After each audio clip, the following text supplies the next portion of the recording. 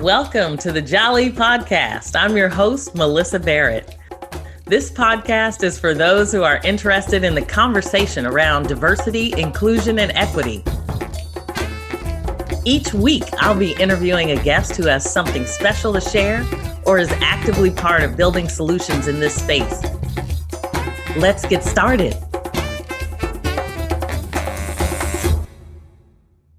Jacob Davenport, a dynamic real estate professional who prioritizes client success, five-star care, and satisfaction over agency commissions. As a dual county agent, Jacob serves the greater Sacramento area and San Joaquin County. Jacob has earned a reputation for exceeding his client needs and expectations, and he possesses the ability to translate the complex journey of real estate into a simplistic and easy-to-comprehend language. His clients walk away informed with a clear understanding of the progress of their real estate journey.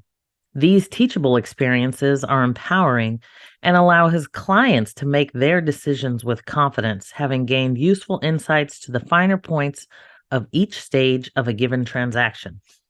In tandem with helping buyers and sellers, Jacob also possesses his own small portfolio of residential real estate. Growing and managing this portfolio has given him the necessary experiences to master the remodeling and valuation umbrellas of real estate. Jacob's ability to guide you through the assessment of any needed repairs or a client's desire to understand high-level real estate math, like cash-on-cash return and ROI, are just a few niches that separate Jacob from other agents. Awesome. Well, this week, I'm excited to have Jacob Davenport, the realtor, on the podcast. And I met Jacob at a Central Valley Realtors Board event where he was on a panel talking about flipping houses. And so shout out to the Central Valley Realtors Board. They are doing their work out there in Stockton, in the Central Valley, I should say. And so I'm just excited to have you here, Jacob, and talking a little bit about, literally there were 3 panelists up there, all African-American men, which you don't often see when you think about real estate and flipping houses. There's a lot of realtors, but it's another thing when you start taking on properties and flipping them. And really what was nice is there were differences between the 3 of you in terms of your experience, your age, and how you're going about the business, which was pretty awesome. So, but I really kind of wanted to just start with maybe having you tell us a little bit about how you even got here, and maybe talk a little bit about your journey and how you made the plunge into start, kind of acquiring your own inventory. Absolutely. Well, Melyssa, I want to first start by saying thank you so much for having me. My pleasure. I think it's fair to say that since we met, it definitely has been like, okay, this is working out. These energies are working out. So I just really want to thank you for that. And again, my name is Jacob Davenport. In real estate about 7 years, and my journey in real estate began 7 years ago. I originally from Sacramento, was attending school, studying business, and one of my student mates, or one of my partners in class, she came up to me one day and said, "Hey, you would really do great in real estate." In fact, I really didn't even know the young lady, but she said, "You do great in real estate. You should call my dad. He lives in Stockton." I'm from Sacramento. I've never even been to Stockton. And in my head, I said, "I'm not going to Stockton. I don't even know this guy." And as fate shall have it, I ended up taking an interview with her dad, and just kind of, I didn't drag my feet, actually. Once I met this gentleman, very much like yourself, Melyssa, our energies matched. He said, "Come on out, come study." I studied, and it's been on ever since. Awesome. Yes. And so Sacramento and Stockton are very different markets in regards to the real estate space.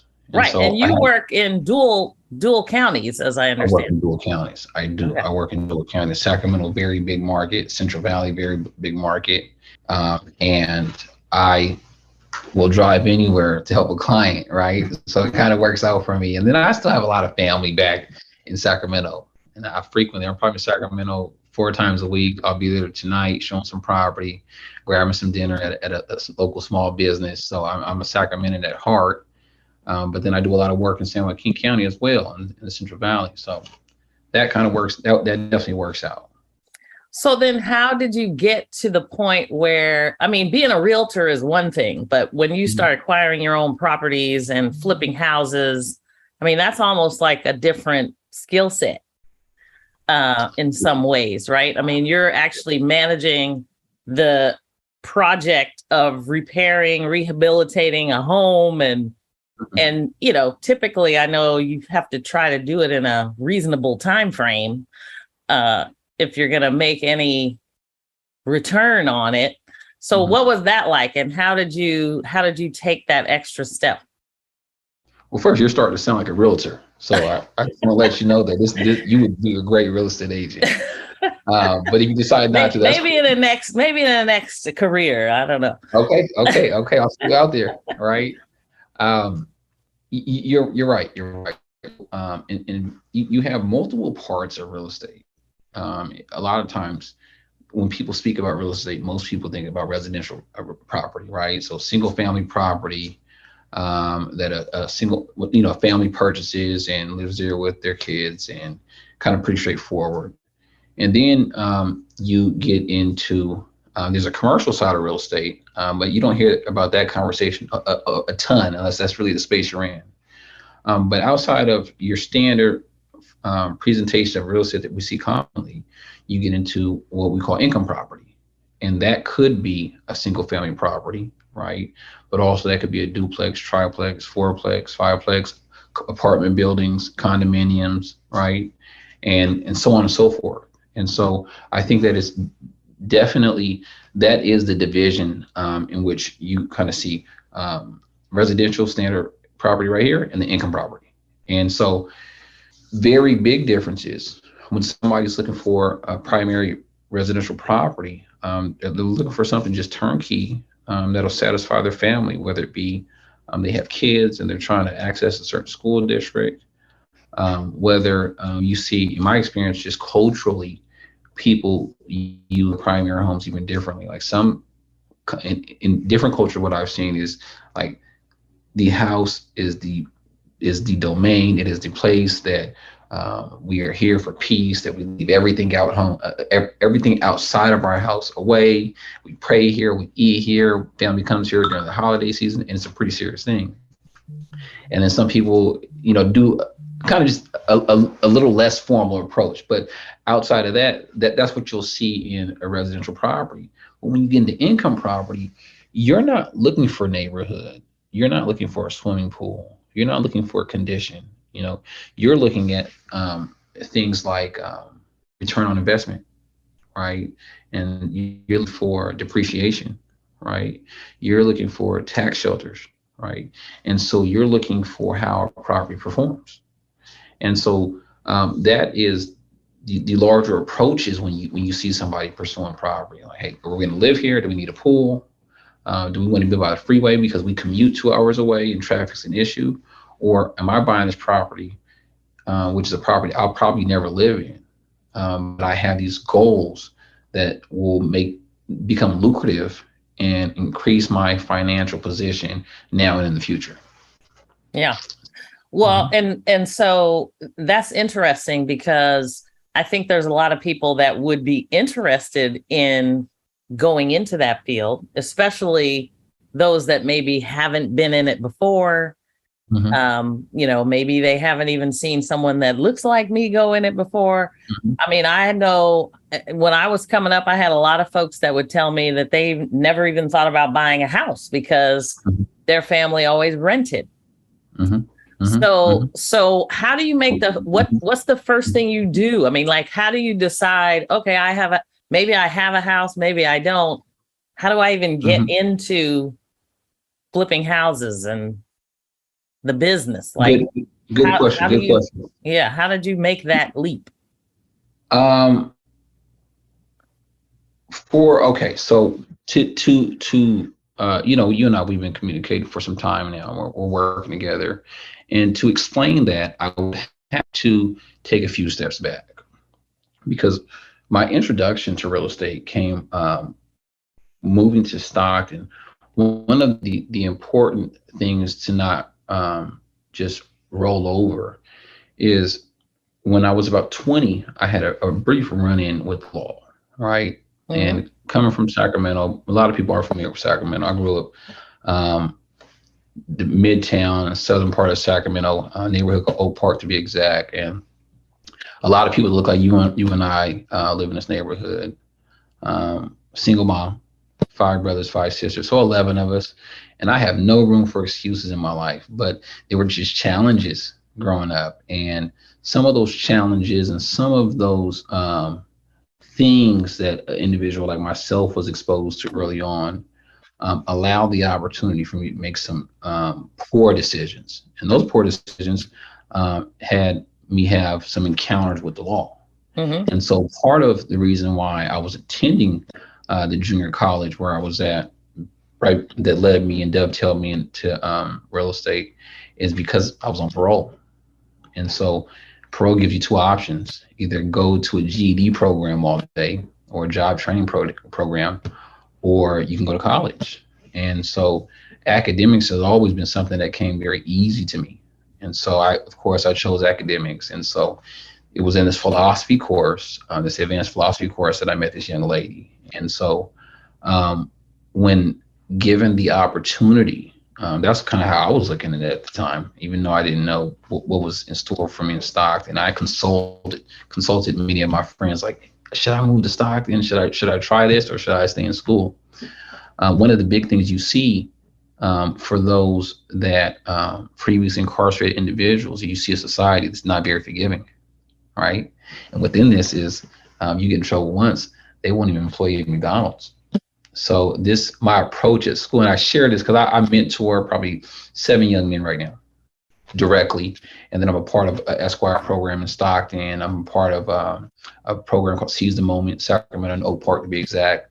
I do a lot of volunteering with the local Panthers football team in Sacramento as well. And so this is all amongst the space of young men and guiding them so they don't go through what I went through, because sometimes you don't get as fortunate, right?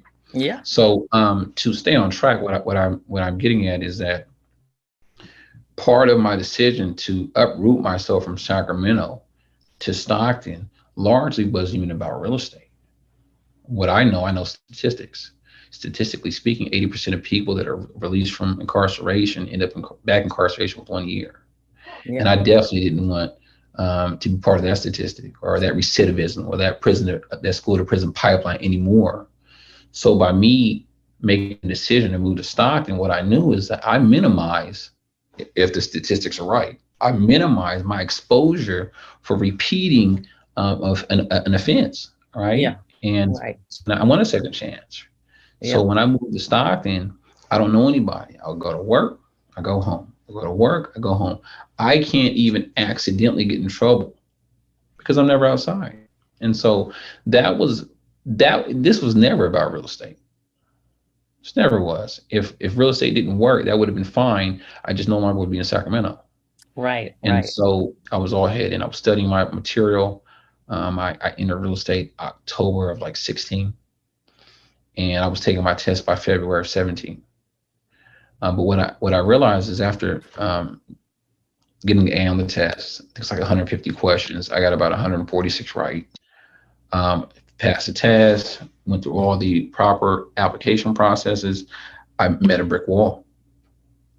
At one point, I had to meet with because the Department of Real Estate, government entity that issues the license. I met with their investigators, and they denied me a license. I said, "Hey, listen, I passed the test. I'm out of trouble." And they said, "Yep, no, we're not ready for you." So they denied me. That was a blow. Because at the time I was ready to sell real estate. I was ready to go. I had studied up. I had been in this space as an intern, making almost crumbs, right? And that was a blow. But I really give a shout out to my broker, a guy named Randy Thomas out of San Joaquin County.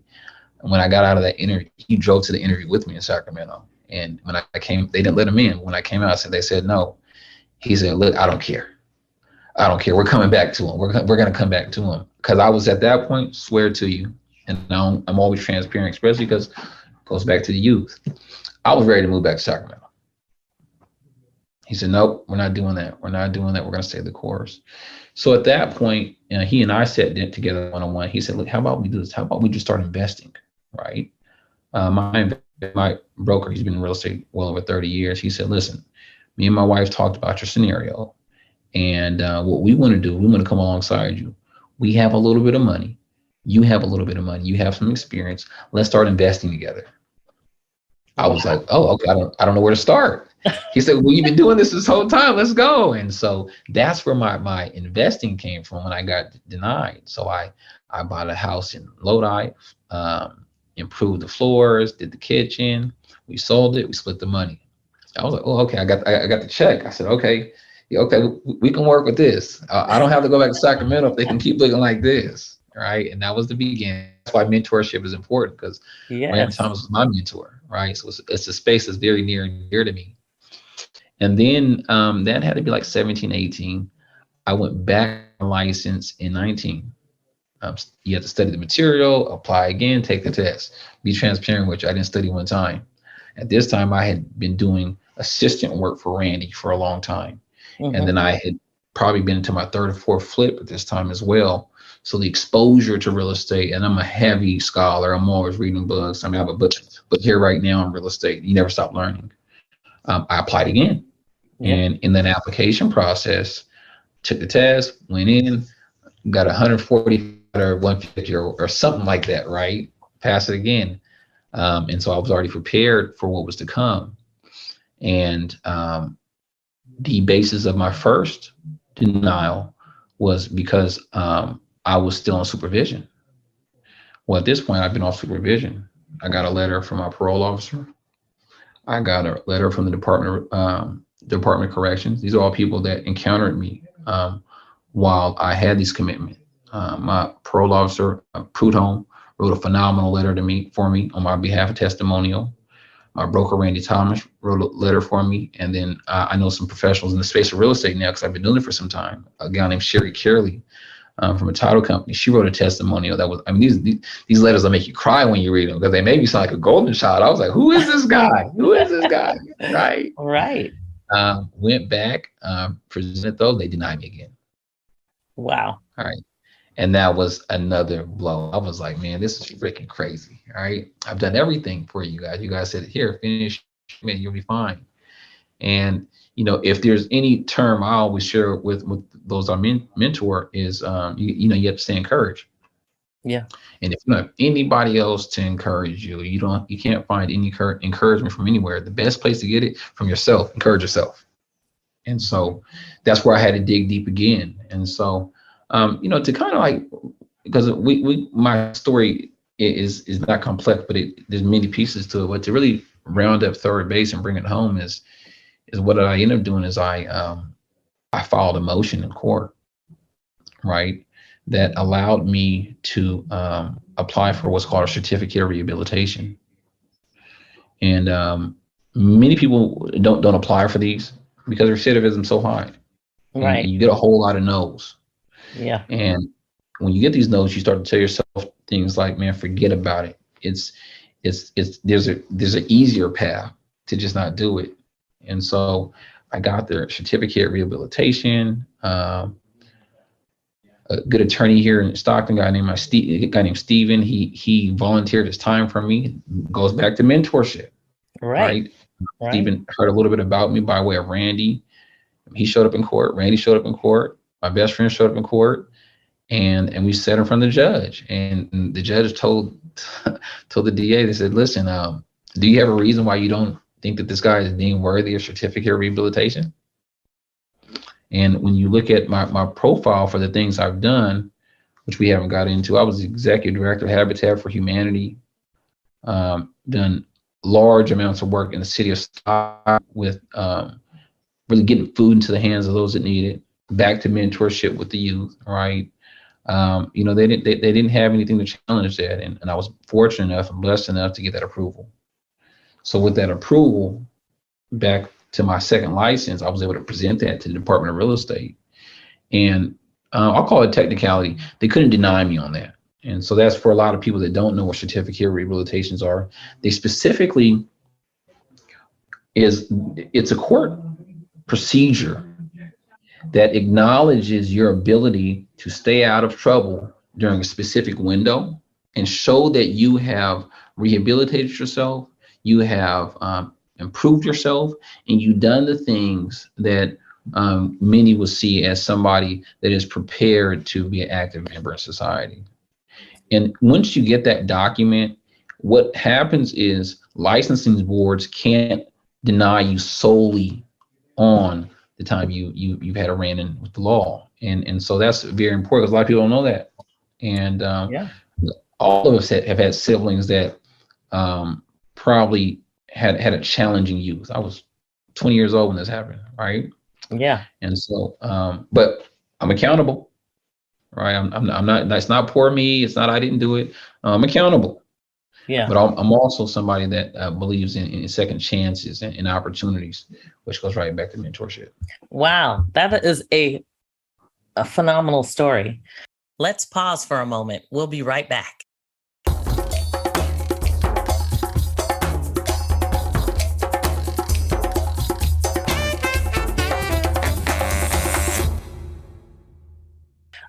And I hope that people are inspired and encouraged by it, because there was so much in that story, not only about mentorship, but about your own mindset and resilience.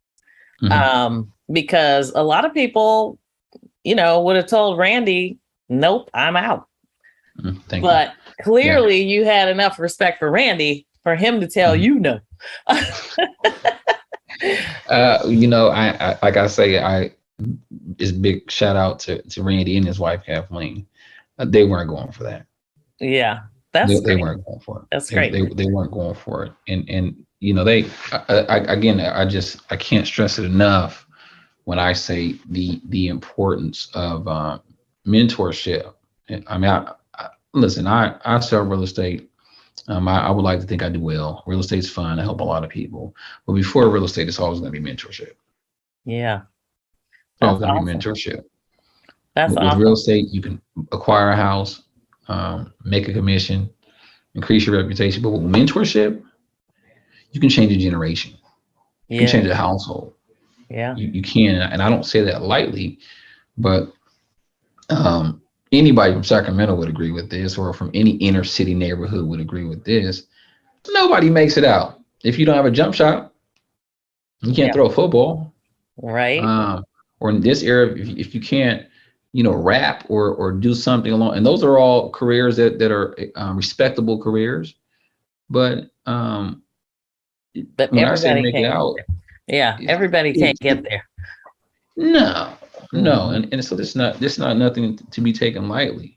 And so on our journey, and that, I mean, and I just got to give kudos to you too, because, some of the things you and I have discussed and some of the things you shared with me, we never know how we touch a person, but when we talk about encouragement, I got that back from you, for you to open up your platform, allow me to communicate and voice myself. That's nothing but encouragement. That's nothing but mentorship. And so that's why I know you and I were aligned in that space. And so I just want to tell you, thank you once again. No, it's a pleasure. I am always looking to amplify people in the space. And what's interesting to me is the podcast has really allowed me to meet people that I might not ever meet, just because every time I do something for the podcast, I typically am stepping outside of my own comfort zone. So I may have met you at a panel discussion and we may have exchanged cards, but for me to actually make the call, that's like, okay, I'm stepping out of my comfort zone, so, but it's all good. You do a good job though. I remember when we first met, like it was yesterday, you were like, hey, what's your name? Hey, where you from? Hey, what's your number? Hey, where you gonna be at 5? I said, okay, listen, you seem very nice, but I just met you. I'm not stalking her. I'm not a Yeah, stalker. No. you slid it in. You said, "Hey, man, I have this podcast, and Yes.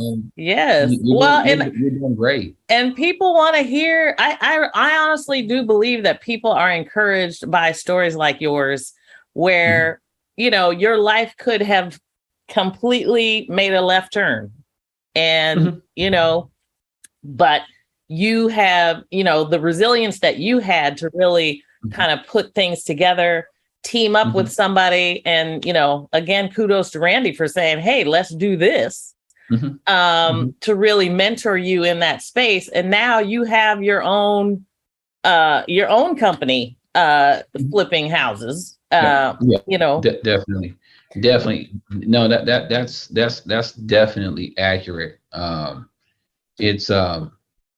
It's it's definitely a blessing, and I know that, and I know that there's preparation, and then there's fortune or luck, and they have an intersection, right? And I again, I'll say it until somebody tells me to stop. That's why for me it goes back to mentorship, because I can't say that people will have a Randy, or be as prepared, um, and then have luck.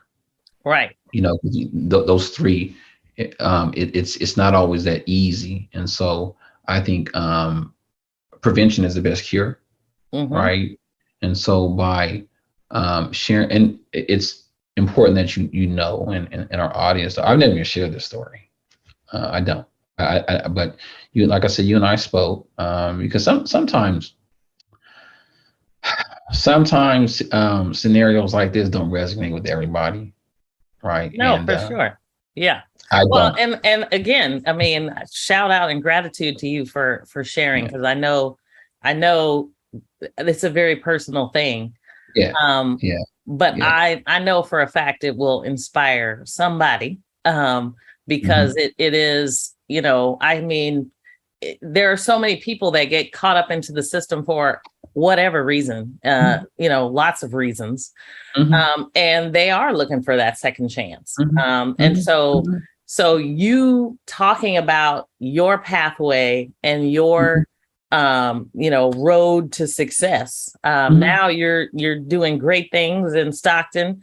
Hmm. You learned, it's like you learned all of that, and you took the route that allowed you to. I mean, being working with Habitat for Humanity, it's like you got to know all of the things you needed to know when you're talking about building houses Hmm. and all of Hmm. those things, which is Well, awesome.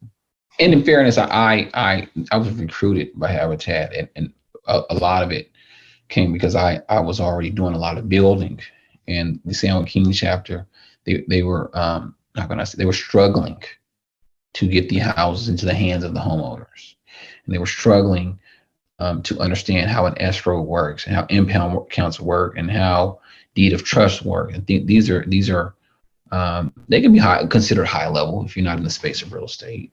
And these are all things that, not while not having my real estate license, I never stopped learning. Right? Right. They said I couldn't have it. I still was learning these things. I was still taking this material. This is my binder here. Right? And I have just, I mean, when I get information, I'll print it out, and I read. I can keep some articles on the side of my bed. So when I wake up 3 o'clock in the morning, go use the bathroom. If I can't go to sleep, I'll just start reading. And so I want to be very clear. This is not easy, Yeah. right? You do have to show up. Hmm. You do have to show up. You do have to work, right? Um, but many things are possible, if you apply yourself, right? And so Yes. that's important. Yeah. No doubt. That's awesome. So then when you're working with your mentees, Mhm, what are some of those conversations like, in terms of, I mean, as you're guiding them, I'm mhm, assuming some of them may want to go into real estate. mhm. I What? have four mentees in real estate right now. Four. I Okay. don't. I think, I don't know if I shared it with you. I'm on Instagram, Real Estate Jake. I always share the stories of my mentees. I have two mentees that I like Chick-fil-A. They have Okay. those nuggets over there, those chicken nuggets. I met a young man at Chick-fil-A over a year ago, and I would always speak to him when I went into Chick-fil-A. And then that was organic. When I would go in, I would go in looking for him, plus the chicken nuggets, right? And we talked about a lot of things. And it was then I knew that there was some questions he had. He was 19, and he said, "Look, I have a best friend. You have to meet him." And then one of his friends, I started mentoring both of them as well. And so this is Kobe and Alex. And then I do a lot on social media, and I've had some individuals from social media say, "Hey, listen, can I meet with you?" So I always tell everybody, parents, friends, family, at a minimum, if you have I typically work with young men, but if you have a son, at a minimum, I have an hour in coffee, an hour in Jamba Juice for him, minimum. Because I am in the space of real estate, and I have a busy schedule, so I do have to protect my time, but I always make time. And so you're never going to hear that Jake didn't meet with somebody. I drive to Sacramento. I met a guy last month at Gunther's Ice Cream, and there's this spectrum in which typically the kids I'm working with, they're probably between 13 and 21 right now. They all need different things, and so it's not all real estate. Yeah. Even I have three that are directly studying for the real estate license. We meet on Saturdays and we study at my office. The conversations we have almost this much to do with real estate.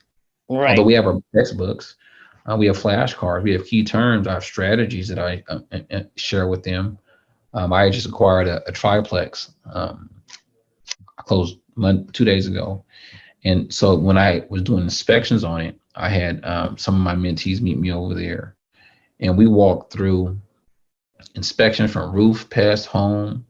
We talked about foundations. We talked about landlord tenant law. These are things that you don't learn getting your real estate license. And honestly, 60% of real estate agents don't know this stuff, and that's no shade. Most real estate agents like to do buy and sell transactions. Uh, at least 75% don't own more than one home. So when you get into the space of investing, it's a niche, right? Right. And understanding how to evaluate it, understanding risk, understanding how to be profitable, right? That's a very small market in which people truly understand, if we're being frank.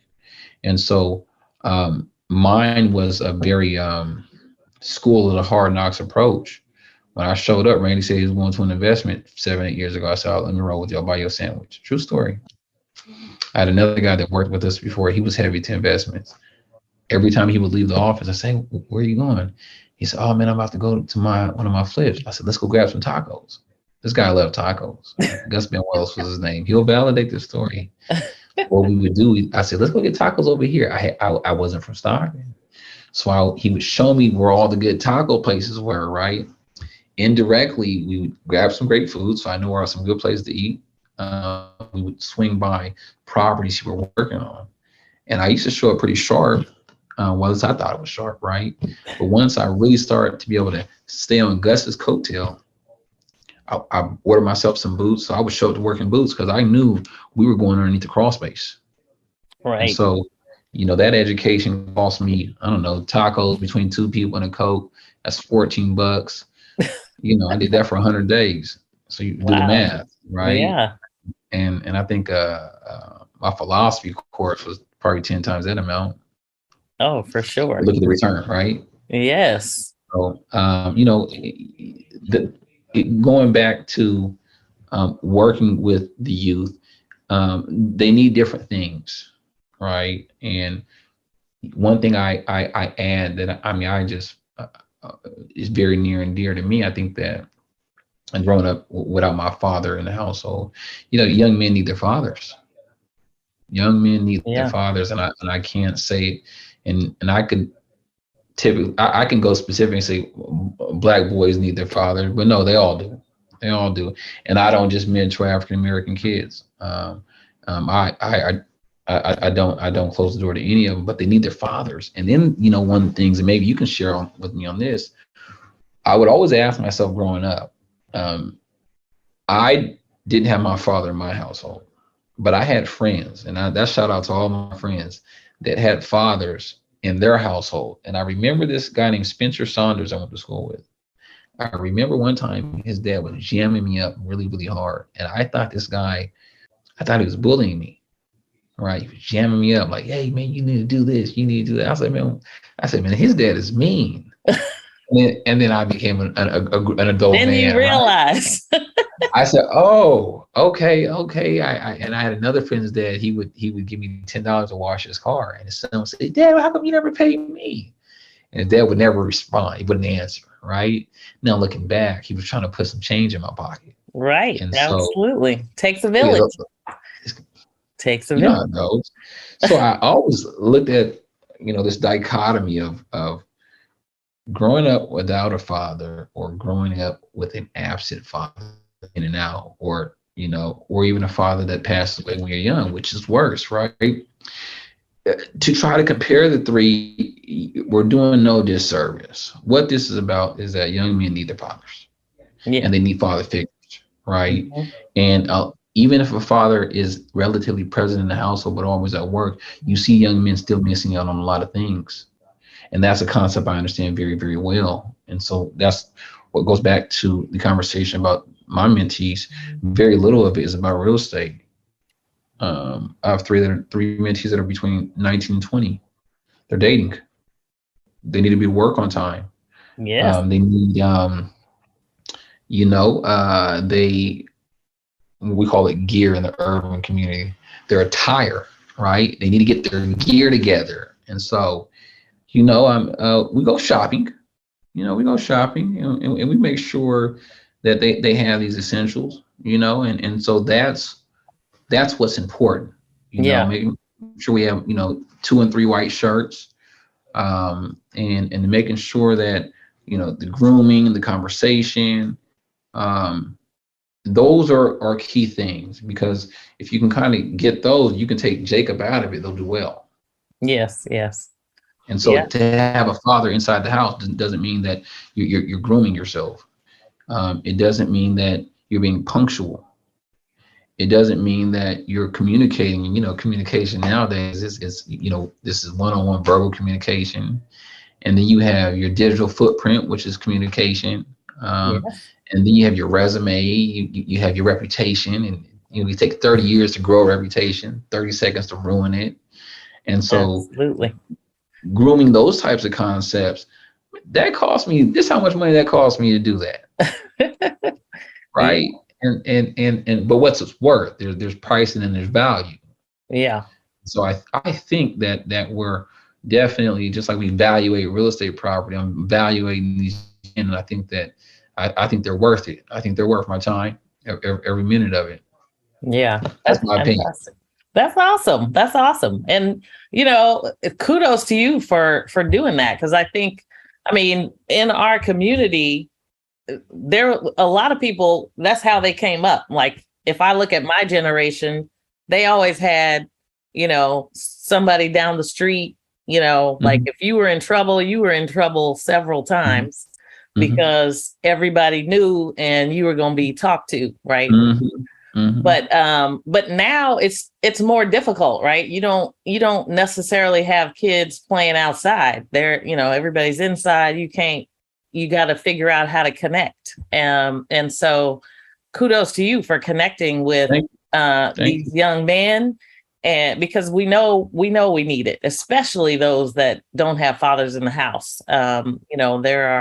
There's such a gap, not only for that, but the wealth gap itself. And a lot of us don't understand the wealth gap until we're much later in life, and Mm-hmm. trying to catch up can be challenging. So it's awesome when people can take somebody under their wing. Lord knows, my mentor back when I was 19, Ida B. Jones. Shout out to her. She was awesome. Because I'll never forget, I worked at Citibank at the time, and I ended up, I think, managing 100 employees, and I was 19. I had no idea what I was doing. He's gonna make sure you got through it. she took me under her wing. She was like, we got this. So I learned so much from her. But we could, when we spend, we talk about mentors, and the thing that I learned having come up through the corporate side is mentors are phenomenal. Yes. Sponsors, once you get somewhere you want to be and you're maybe not in the room, those sponsors, those advocates for you when you're not there, that's what you need, if depending on which route you're going. So, make sure, I just want to make sure that everybody, mentors are phenomenal, but we also want to make sure we've got a sponsor. So target, and sometimes you have to approach the sponsor, make sure they know who you are and who you're, what you're about. So that's awesome. Let me give, since you say that, there is, at the event you and I met, it was just a couple weeks ago.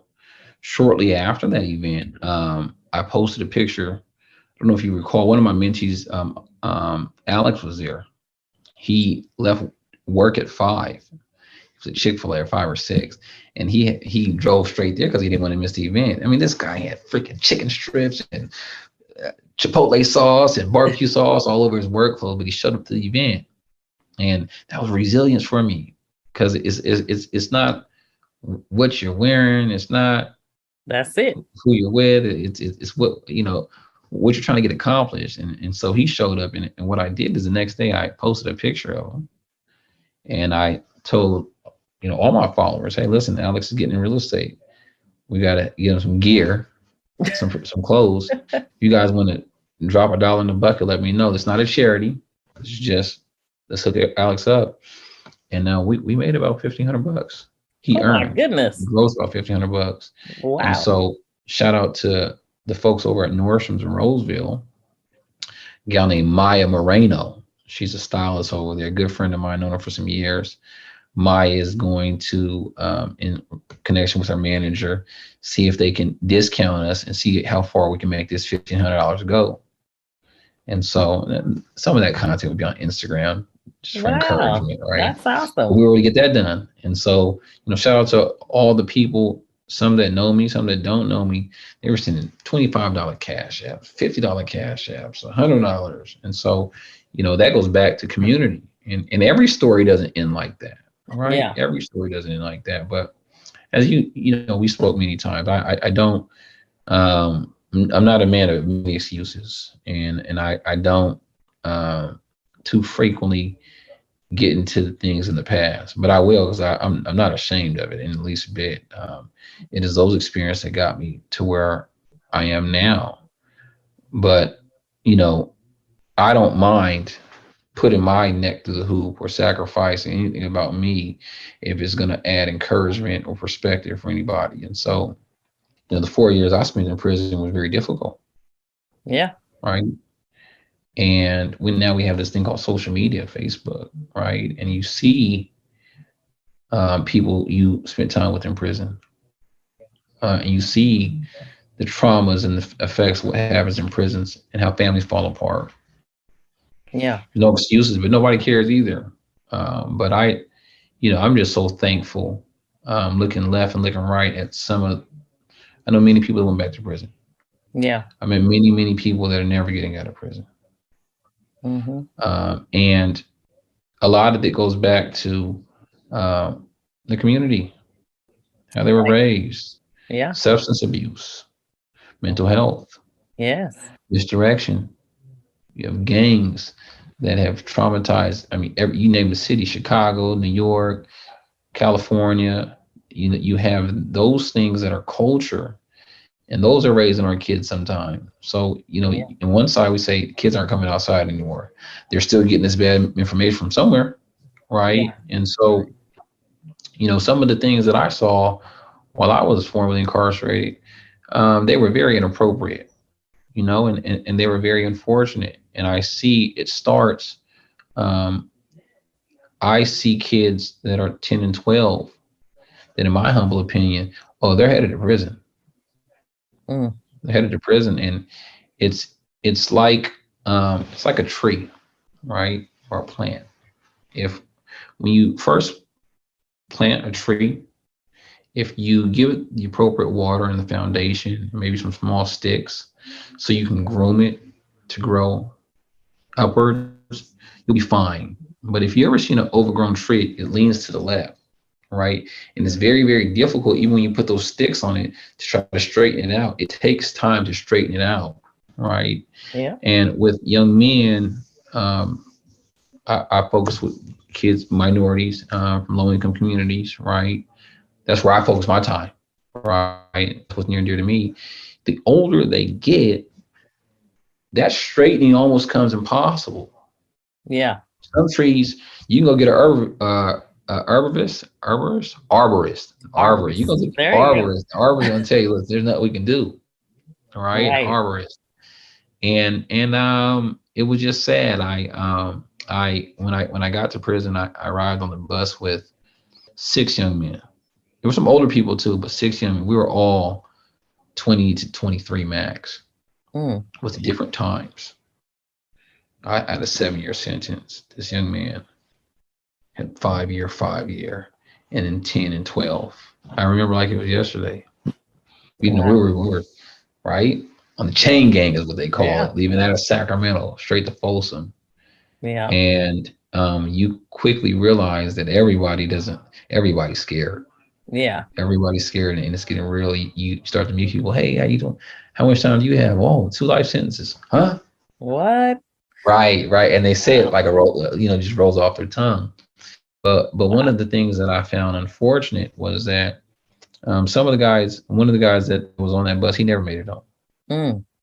Another gentleman, I won't say his name. I know him well though. We became friends. He came for years. Remember, I came with 7. After our event, somebody posted it on Facebook, and he called me from Facebook. He said, "Yeah, man, I just got out a month ago. I've been out since 2014. Been released since 2014. So I'm not the best of math, but I'm like, listen, that the 5 years, I don't know, like it's not adding up." I said, you went back? She said, no, I just caught time. And I remember when he got there, he was trying to get accepted.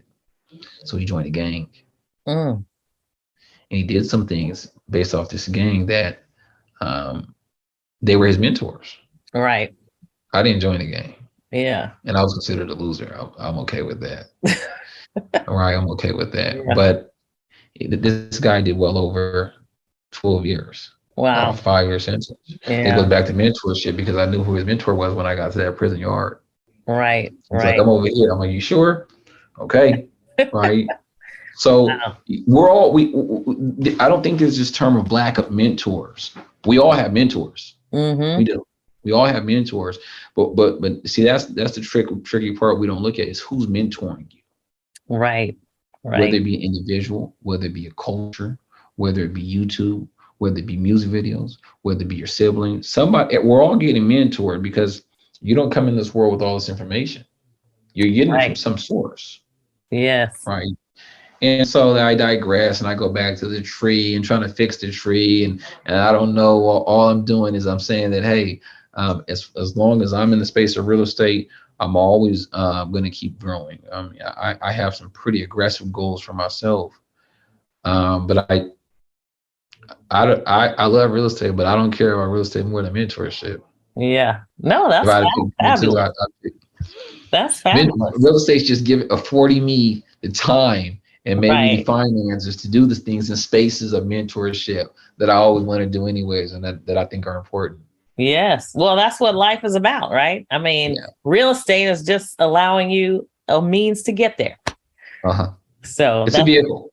yes, It's a absolutely. vehicle. It's a vehicle. Absolutely. So, and I'll add, I guess I'll add as well is for all of those watching and that will watch this is definitely a phenomenal podcast. I mean, you know a lot of stuff. You know a lot of stuff, I but try. you can if anybody checks out my Instagram, I'm always teaching about real estate too, though. I'm always teaching things like cap rate. I'm teaching things like evaluating property. I'm sharing off-market deals that I have access to. So I'm a full-time real estate agent. I probably put 60 hours a week in real estate, right? I do. So if you want to learn something about real estate, you don't have to pay me. I'm a mentor. Follow me on Instagram.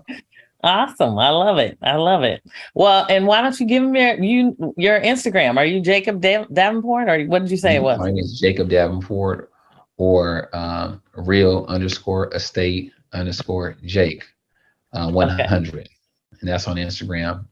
Real estate Jake 100 on Instagram. And why the 100, you may ask? Because 100% of the time, I'm gonna tell you the truth about a real estate deal. If you shouldn't buy it, I'm gonna tell you.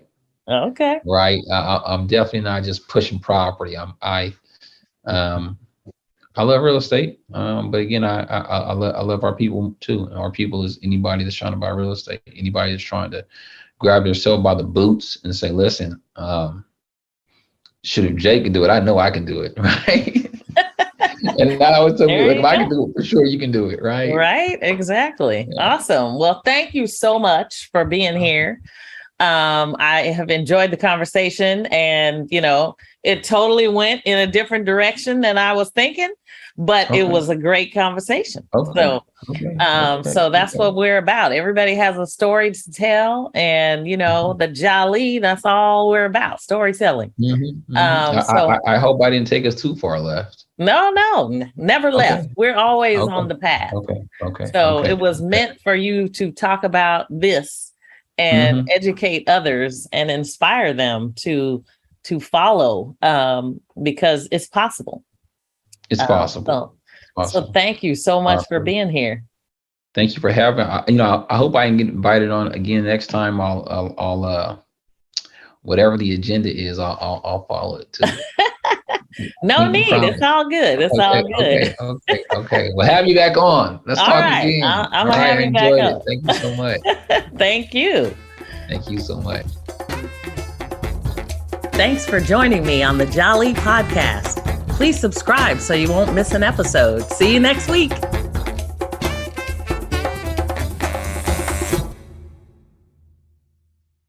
This podcast is a part of the C-Suite Radio Network. For more top business podcasts, visit c-suiteradio.com.